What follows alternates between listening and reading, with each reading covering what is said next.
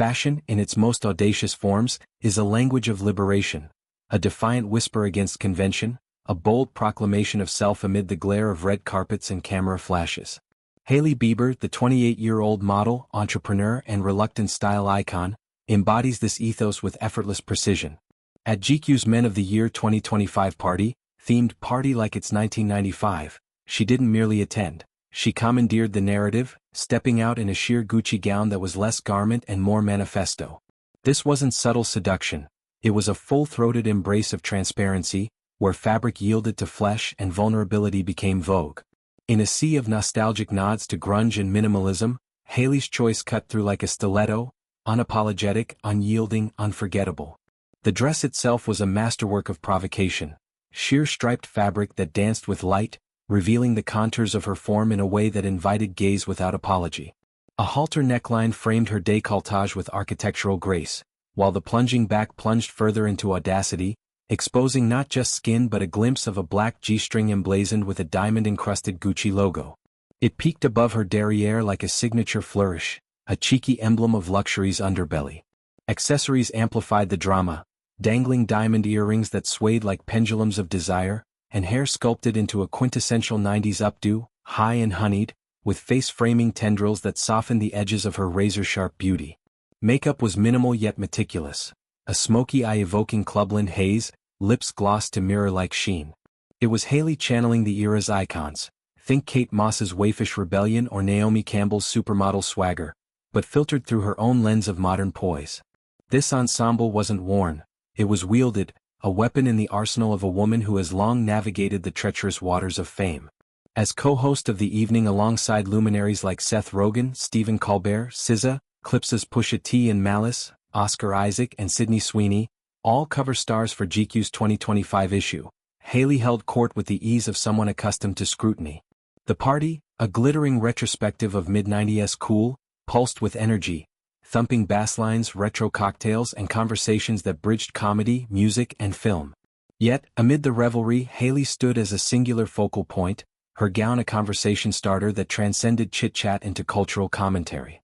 Beyond the red carpet, Hailey's GQ cover story peeled back layers, offering a rare unvarnished look at the woman behind the moniker. As an entrepreneur, she's no dilettante.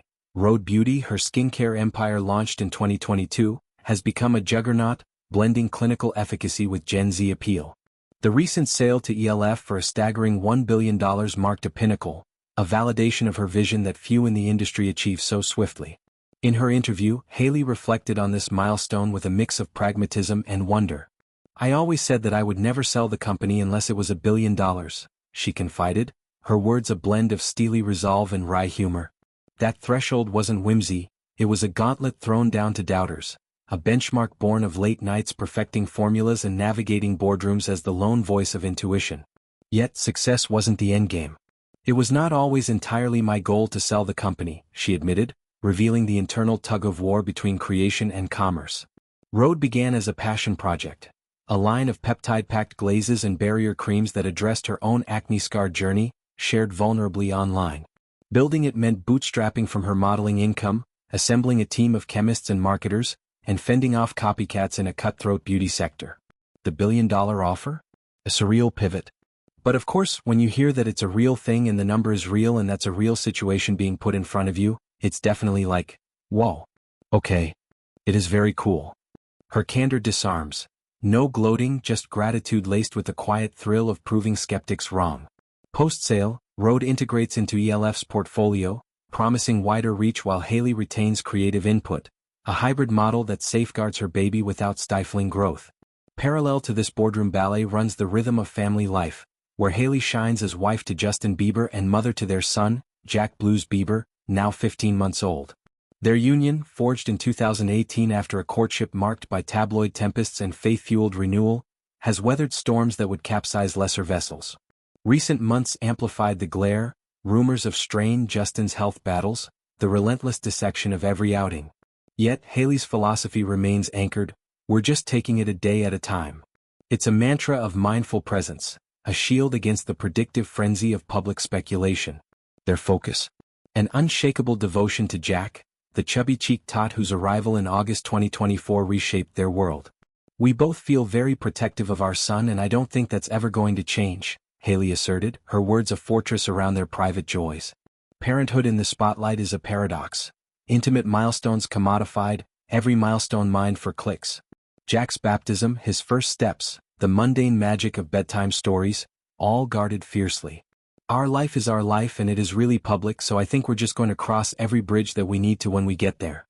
This selective sharing, Instagram glimpses of family hikes or Justin's guitar strums, strikes a balance, transparency without total exposure. It's a strategy honed over years, from their elopement's hush-hush vibe to navigating fertility struggles that tested resilience. Motherhood, Hailey revealed, is an uncharted odyssey defying preparation. I don't think there's anything someone can tell you about it that will ever prepare you until you do it yourself. Her voice carried the weight of revelation, echoing universal truths for new parents. The sleep-deprived haze, the primal surge of love, the quiet evolutions of identity, they crash like waves, unpredictable and profound. Jack's entry thrust her into this tide. 15 months in, she's acclimating, charting growth spurts and giggle fits. But I feel much more prepared to do it again, as opposed to how not prepared I felt doing it for the first time. There's humor in the hindsight, the rookie mistakes, the overwhelming novelty, tempered by growth. And I think for me personally, there's so much unknown to it, but so much happens and so much changes and you evolve in a totally different way that you would never be able to prepare for until you do it.